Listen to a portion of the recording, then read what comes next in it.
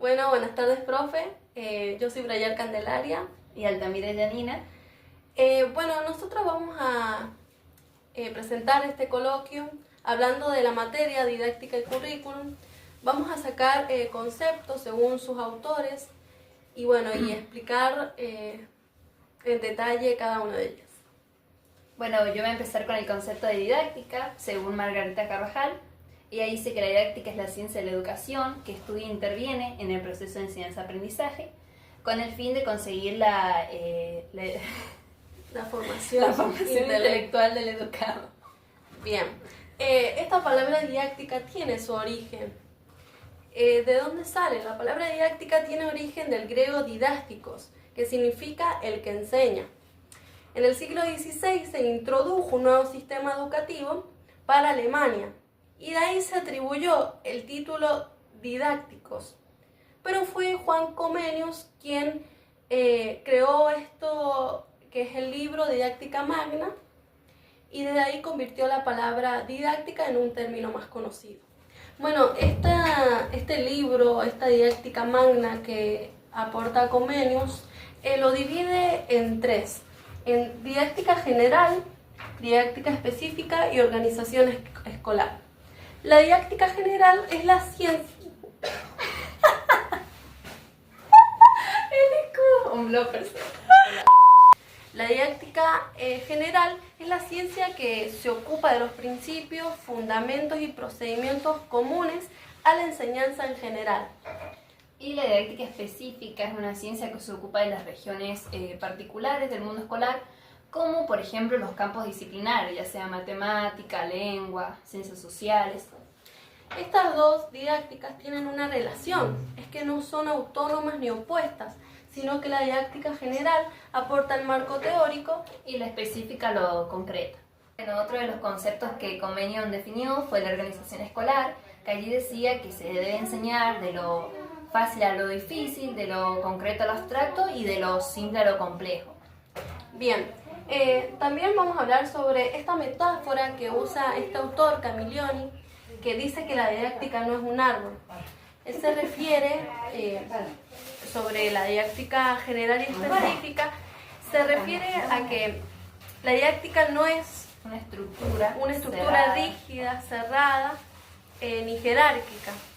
O sea, él dice que no es que la general sea el tronco y la específica las ramas, sino que es una red de conocimientos que está en constante interrelación y se nutren una a las otras. Bueno, también está la situación didáctica, que antes queríamos hablar sobre la triada, que es necesario para que esta situación se dé, porque tiene sus elementos, que es el docente, el alumno y el conocimiento. Y bueno, esta situación didáctica en base a esos tres elementos, esa triada, es la acción ejercida en la práctica que se da en un contexto determinado. Bien, después de eso vamos a terminar con lo que es didáctica, hablando sobre las corrientes pedagógicas. ¿Qué son las corrientes pedagógicas? Son formas distintas de entender la educación en determinadas épocas. Estas corrientes pedagógicas se dividen en estas cuatro escuelas que hemos aprendido, y empieza hablando de lo que es escuela tradicional, que es la que se centra en el docente como autoridad y en la transmisión de esos conocimientos. Acá el alumno ya tiene un rol pasivo, solamente escucha y memoriza lo que dice el profesor, y el profesor solamente lo evalúa y no evalúa si el niño aprende o no, sino el resultado. Bien, también está la escuela nueva que pone, acá sí, surge como crítica a la escuela tradicional y pone el foco en el alumno y su experiencia. Busca una educación más activa, libre y democrática. Claro, acá el alumno es activo y el docente ya no es como el del tradicional, sino que se convierte en una especie de guía o de facilitador para facilitar el aprendizaje del estudiante. También está la escuela crítica, que concibe la educación como un acto político y transformador. También su fin es formar sujetos capaces de integrarse y cambiar la sociedad. Bueno, y estaba por último la Escuela para la Comprensión, que propone un aprendizaje profundo y significativo, más allá de lo memorístico. Y esto busca que los estudiantes apliquen lo aprendido a los hechos reales, a la vida real. Bueno, ahora vamos a seguir con el próximo tema, que es currículum. Voy a decir el concepto según Alicia de Alba.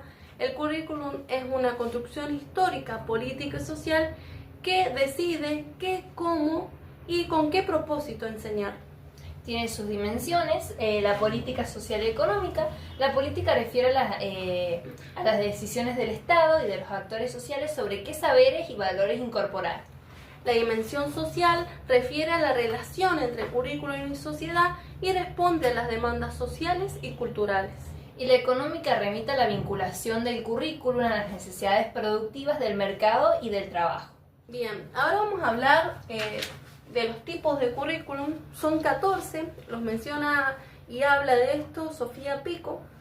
Voy a empezar hablando sobre el currículum prescripto, que es el que elabora el Estado y llega a las escuelas como un documento oficial.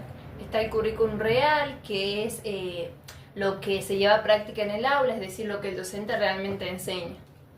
Está el currículum nulo, que son los saberes que se dejan afuera y son los que realmente no se enseñan. Está el currículum implícito o oculto, que son los valores, normas y actitudes que se enseñan sin estar escritos. Está el currículum presentado a los profesores. Es el material que reciben los docentes, ya sea documentos, programas, guías para orientarse, digamos, en su trabajo. Está el currículum moldeado por el profesor, que es el que los docentes adaptan y lo modifican según su forma de enseñar. Bien, está el currículum en acción, que es el que se vive en el momento de la clase durante la interacción entre alumnos y docentes. Está el currículum realizado, que es lo que efectivamente se enseña y se aprende al final del proceso. Está el currículum evaluado, que es el que se valora o mide a través de evaluaciones, ya sea orales o escritas. Está el currículum mosaico, que representa la diversidad de currículos que coinciden en la escuela. Está el currículum residual, que son aquellos contenidos o prácticas que quedaron en el pasado, pero que se siguen aplicando sin que se las pida. Está el currículum espiral, que se refiere a la revisión o profundización de temas anteriores. Está el microcurrículum, que es el currículum a pequeña escala, es el que se concreta en cada aula o en cada grupo. Está el currículum vitae, que es el currículum personal de cada docente o alumno, es decir, su recorrido como por su formación o experiencia. Están los niveles de concreción, que es el político, provincial, institucional y áulico. El político o nacional es el más general, es decir, el Estado. Acá el Estado define qué contenido se debe enseñar para qué grado o para qué nivel. Y, por ejemplo, un ejemplo sería la Ley de Educación, la Nacional de Educación 26.206. Está el nivel de concreción provincial o jurisdiccional, que es decir que acá la provincia adapta esos contenidos al contexto sociocultural. Está el nivel institucional, que esos contenidos se adaptan a cada institución, es decir, en cómo funciona esa institución o cómo los alumnos están preparados. Por ejemplo, si los chicos están en una zona urbana o rural, por ejemplo, si están en una rural, van a tener probablemente clases de agricultura. Ahí está el PCI, el Proyecto Curricular Institucional, y el PEI, Proyecto Educativo Institucional. Está el nivel de concreción áulico, que acá se adapta, el docente adapta esos contenidos a cómo está el grupo de sus alumnos o los chicos, en cómo ellos van llevando sus contenidos. Bien, después vamos a hablar de la transposición didáctica, que es algo muy importante, que lo dice este autor, Chevar, que dice que la transposición didáctica es el proceso mediante el cual un saber científico se convierte o se transforma, se hace como accesible a un saber escolar. Bien, después están los obstáculos del aprendizaje, que son Esos obstáculos son aquellos que ¿Y arranca o no arranca? los alumnos les cuesta, que tiene cada alumno y no puede identificar. Está el obstáculo ontogénico, que son los problemas en el desarrollo del niño. Está el didáctico. obstáculo didáctico, que ese es el problema en estrategias mal seleccionadas. Y el obstáculo epistemológico son los problemas... Es cuando se da mal el contenido. Claro, cuando el docente da mal el contenido en base a su nivel. Por ejemplo, si a un alumno de segundo grado no se le puede dar un contenido de un grado mayor.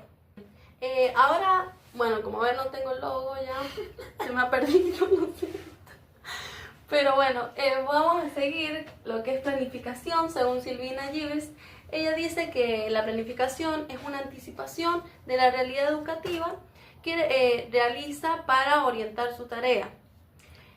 Tiene sus componentes, que son 8. y objetivos, que es lo que se busca lograr con la enseñanza. Están los contenidos, que son los saberes, habilidades y actitudes que se seleccionan para enseñar. Organización y secuencias, que es el orden y la relación entre los contenidos. Actividades y tareas, que son los que los alumnos harán para aprender. Materiales y recursos, que son medios que usarán, como los libros, la tecnología. Y bueno, está la participación de los alumnos, cómo se involucran en este proceso. Está la organización del escenario, que es cómo se estructura el aula o espacios educativos. Y bueno, la evaluación, por último, que es cómo se valoran los aprendizajes. También hablamos de las aulas heterogéneas, que son aquellas donde conviven alumnos con distintas realidades, ritmos, saberes y experiencias. También está la justicia curricular, que es lo último, que significa construir un currículum común para todos, pero sin considerando los grupos más desfavorecidos. Bueno, terminamos. al último, ya, ¿qué hora es? No sé. Son las 9 de la noche, empezamos a la 1, profe. Son las 9:05. 9:05. Bueno, profe, me gusta eso. Nos Esperamos costó aprobar. mucho este video. Si no apruebo, me muero.